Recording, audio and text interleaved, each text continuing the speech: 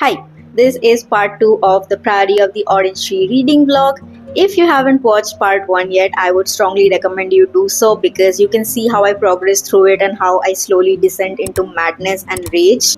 I would like to give a spoiler alert because there will be spoilers in this reading vlog. So if you plan on reading this book in the future, then don't watch this video. But if you want to see why I'm so angry about this book, then just continue watching. Welcome to day 17. Yes, I missed a few days in between, but I was still reading, just didn't have the time to vlog it. I'm currently on page 490, and at this moment, all the stories are starting to connect, and I know the war is about to break out very soon.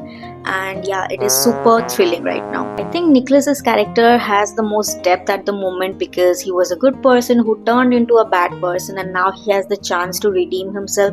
I don't know what he's going to do because he's still continuing to do the wrong things. I hope that he gets a good character arc and he becomes a better person. I'm loving how all the little stories told throughout this book, like the Lady of the Woods situation, Glorian's story, and then the fire and the water, the natural balance theory is all coming together now. When you read such a big book, you expect that all of these stories will come back and it won't be like time wasted. So it wasn't time wasted because everything just makes sense right now. Now, did I predict that Ingrid Crest was going to be the cupbearer? No, but I did think she was going to turn out to be a villain of some sort because her vibes were just off. I don't have any other explanation as to why I thought she was going to be a villain. Just her vibes are off. I'm enjoying the book, so let's continue reading.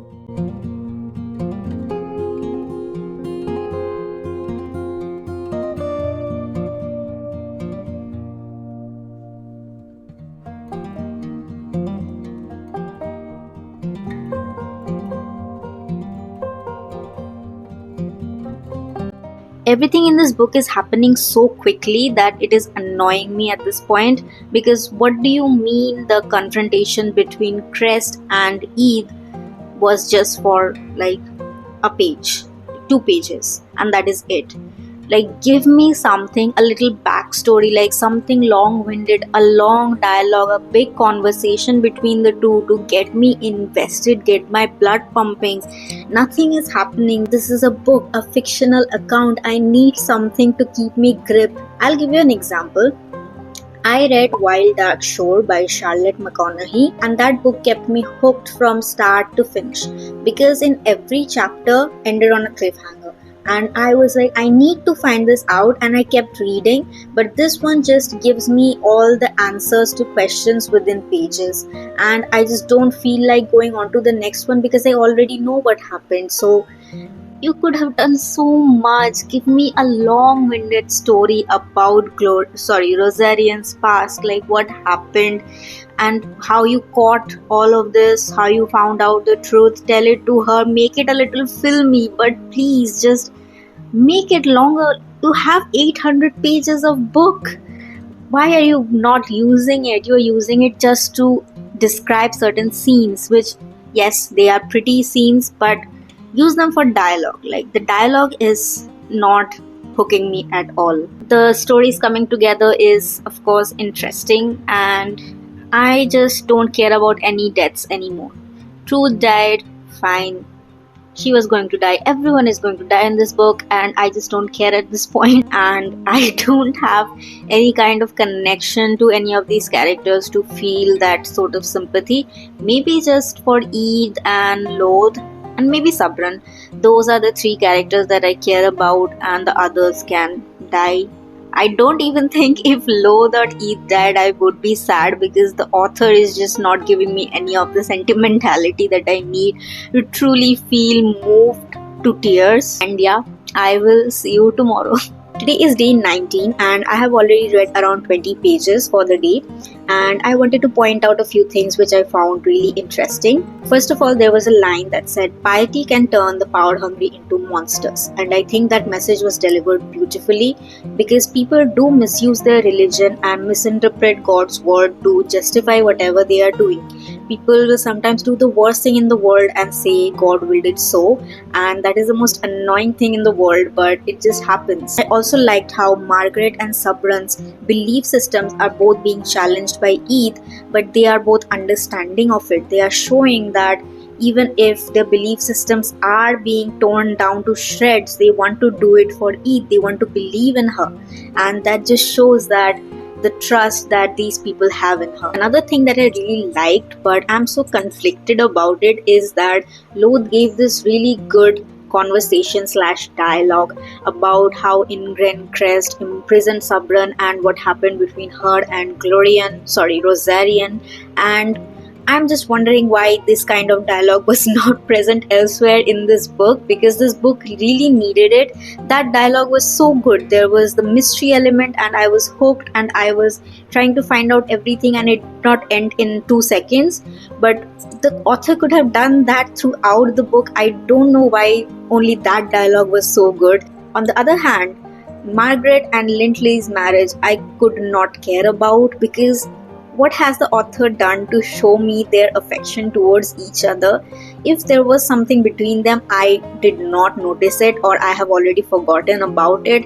I don't know. This book is so big, I'm forgetting all the details, names of people are getting confused, and yeah, I just don't feel that kind of connection to Margaret and Lintley's relationship to really root for them.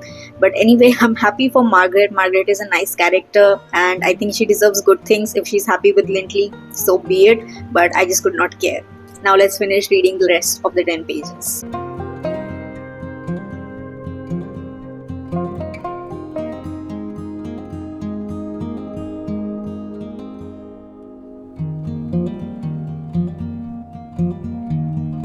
Today is day 22 and I have read up to page 650 as of now. And yeah, big updates that I have to give you. Firstly, I really like the twist of Kaliba being Alien's mother, but I did not like the whole incest storyline. I think either of those plot lines could have been cut. She could have either been his mother or his lover, not two of them at the same time. Now I know I have been complaining a lot about the deaths in this book, but I think Ingrid Crest's death was written very well. The tension was well built, and I think that is the issue with all the other deaths, where we just get a sudden death and it just does not hit us like that. Have I been sad about anyone's death in this book so far? No, but Ingrid's death was at least amusing to read about. We got to see the whole action of her execution, and then we also had the entire story built up for a while. Like for a few chapters we were finding out what Ingrid did and how she conspired, and I think that is how the tension was well built during this death. But for the other deaths, it just happens very suddenly, which is why it just does not leave an impact. I also found one of my favorite lines in the book so far. It is on page 617. Here Eid is talking to Sabran and she says, "My heart knows your song as yours knows mine, and I will always come back to you." To which Sabran replies, "I will hold you to that, Eid Suknara." And that is so beautiful, and I think the author writes these relationships, like romantic relationships, really well, but not so much the other relationships. Now a few pages after this, Eid gets attacked and you would expect the reader to be so moved, but I wasn't at all, because I was so aware of the author's intention to move me to tears and feel sad about these characters that I wasn't sad at all. I just knew the author was doing this whole thing intentionally to get some reaction out of me, but it just didn't work, because I don't even know why, but it just didn't. I think when the intention of the author becomes very clear, it becomes very difficult for the reader to be fully invested in the book and in these characters, because you are aware that there is a writer writing these characters and they are not real. I think the romantic plots in this book has been the best part of this book, and that says a lot about an 800-page fantasy book.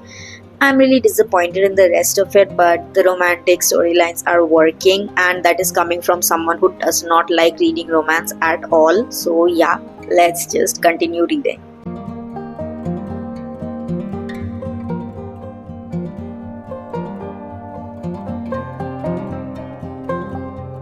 Today is day 26 and I'll be completely transparent. I'm not feeling this book at all.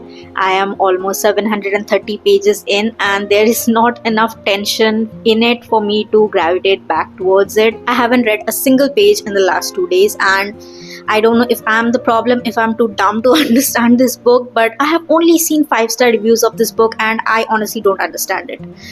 Why do people love this book so much? There is I am such a character driven story kind of person, and This book just failed me. I am not invested in any of these characters. I don't care if they live or they die. The only people I care about is probably Eid and Sabran, and that is because they have this codependent relationship in my eyes. If Sabran dies, Eid will be very traumatized, and if Eid dies, Sabran will be petrified, and that is the only reason I want them both to live. I am 730 pages in, and what do you mean the war hasn't started yet? Because I expected like the last 100 pages of it to be just on the battlefield, us seeing the war, and it's just not happening. But I'm so confused. Now I know there will be less than 70 pages of war, and that means they are just going to win very quickly. There will not be enough back and forth, and it's just, I'm tired. I don't know. Writing has become so repetitive. I have seen the word home italicized about 50 times in the part where Nicholas is, because he's just thinking about home, and then home, home, home. I don't want the word home repeated to me 500 times because it loses all meaning then. Just keep it limited to once or twice. I was starting to feel bad for Nicholas, and then I saw the 500 times the word home was italicized, and it fed me up. There was so much conflict, so much tension being built around the fact that the ruler of the south would never join the Queen of Sabran in the war, and then he just accepted it. Nothing happened. He did not say, "Oh, let me think about it." He did not conspire. He didn't do anything. It's just as plain as, yes, let's go to war together. I am so frustrated. You have no idea. Everything is just being given to the people, the characters, to mean on a silver platter. There is no complication in this book at all. So what is the point of an 800 page book? Write it within 200 pages. It would be the same thing. Kaliba said something about Neporo being responsible for this, and I just don't care enough to find out what it is, because at this point I'm thinking, have I forgotten some of the plot, and where is the connection here? I just can't remember where the connection was made, and there was so much has happened. I have forgotten half of it. I can't remember anything anymore, and I'm more confused towards the end than I started out. At this point, I have lost any critical thinking abilities that I had. I am just accepting whatever the author is giving me because I can't remember half of the plot, and I know I don't have good enough memory to be reading an 800 page book, but I tried. I tried my best. I can't form into words my frustration with this book. I don't know, how are you guys giving this book 5 stars?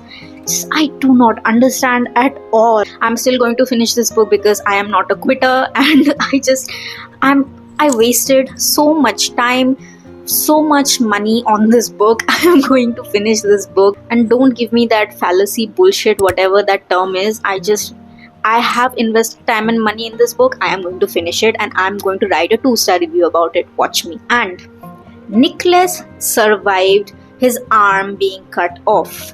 Kit died in an earthquake. Can you see what I'm saying? I know Nicholas is a very prominent part in this book. What was his role?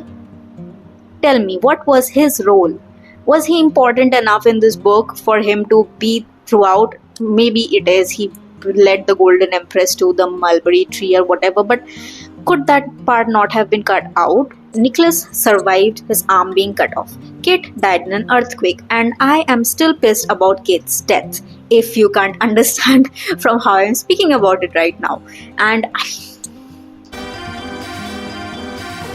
I literally spent all of June reading this book. I could have read 5 other books that were so much better than this, but I chose to read this book because I saw someone post about it on Instagram. People were raving about it, so I picked it up. And now I am regretting my decision. This is a lesson to not be influenced by whatever you see on Instagram and whatever you read online. Don't believe it. Don't even read it for yourself because you'll be wasting your money. I have zero expectations from this book anymore. Let me just finish it. Watch me read and groan and whine about this book as I finish it. Yeah.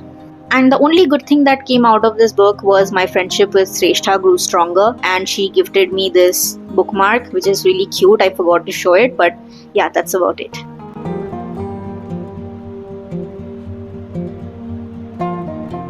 I'm back with another complete.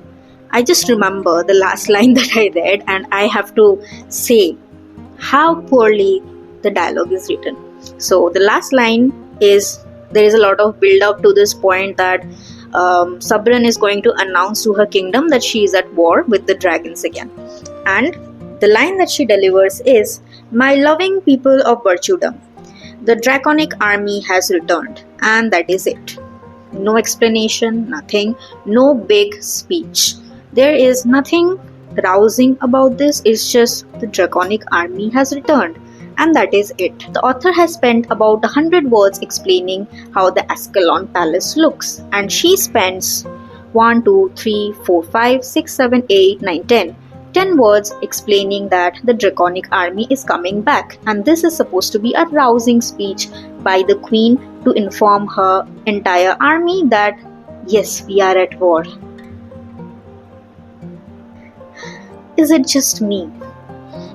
I don't know, is it just me? I'm so glad I'm reading this with Shrestha because she is sharing this frustration with me. She also did not like this book. So are we both dumb? Maybe. I won't even question it at this point because I chose to read this book. This 800-page book, I chose to read it. We both did. The author also has the audacity to introduce characters in the last 70 pages. Because all the characters that she has written so far weren't enough and they were all killed. So now she has to introduce new characters to build this story. At page 730.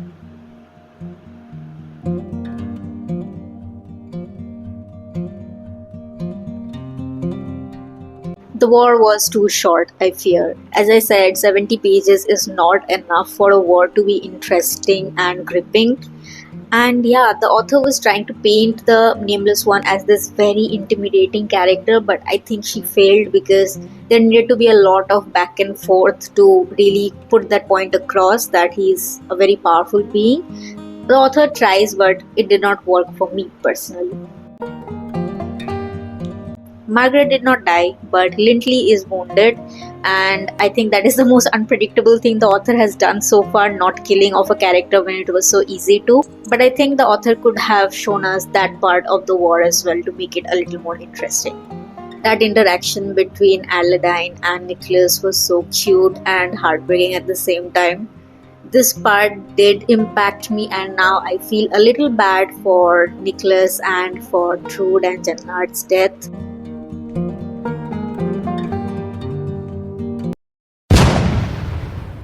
Explain to me why Tane just died. I am in disbelief because there was no need for this. Why? Just why? There was no need. I don't even feel sad for her. She just died for no reason. She had so much to live for and she just died.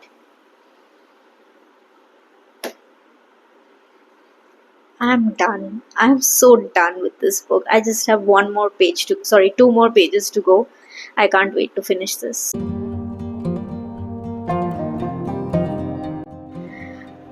I finished it and I'm so tired. I'm so disappointed. I'm so defeated. I might cry actually. This was so bad. Oh my god. I'm going to give you a full review of this book maybe tomorrow sometime later. I can't anymore. This was so bad. It has been more than a week since I finished reading this book and I honestly still don't have many positives to highlight. I just think the world building was done pretty well and the socio-political themes were interesting to read about. And I'll also say the romance plot was written pretty well and it worked out for me. I think Eid and Sabran's slow burn romance thing added to the tension of the plot and it was pretty sweet to read about. And other than that, Nicholas and Jannard's love story was also pretty interesting and it added a little bit something to the plot. Now I'll start listing off the negatives. There was a lot of build up and not enough payoff. for a lot of the things, because how can you make a villain, talk about him throughout the book, and then defeat him in 5 or 6 pages? Because that just goes to show that your villain is not strong enough if he can be beat within 5 pages. And there was this whole conversation about the Kingdom of the South never ever ever collaborating with the Queendom of Enos to fight the war together, because they just cannot see eye to eye. But then when they went up to the King of South, they just accepted it and nothing really happened there. It just was not enough payoff. The author also treats a lot of her characters like they're expendable. Trude and Sulia do not even get a proper death scene. We never get to hear their last words. They just die and we get to see their dead bodies. And I think that just does not allow us readers to connect with these characters or feel sad for them. And a lot of these characters felt underdeveloped personally. And I think the book was unnecessarily long, because I forgot whatever happened in the first few pages by the end of the book. And I just had to take the author's word for it. I could not even cross check, because I don't remember if this incident happened before or if this is a new character that is being introduced. Am I supposed to remember it? I just forgot everything. And I think that is because it is an 800-page book. It is impossible to remember that much, even if you read at a very fast pace. This book was not a good experience for me. I will personally give this book a 2 star, and that's being generous because I like the romantic plots. And that's about it. I hope you enjoyed watching this vlog more than I did reading the book. And if you did, don't forget to like, comment and subscribe, and I'll see you in the next video. Bye.